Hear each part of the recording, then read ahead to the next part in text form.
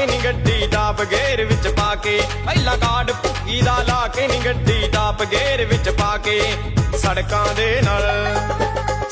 ਦੇ ਨਾਲ ਹੋ ਗਿਆ ਹੁਣ ਤਾਂ ਇਸ਼ਕ ਡਰਾਈਵਰ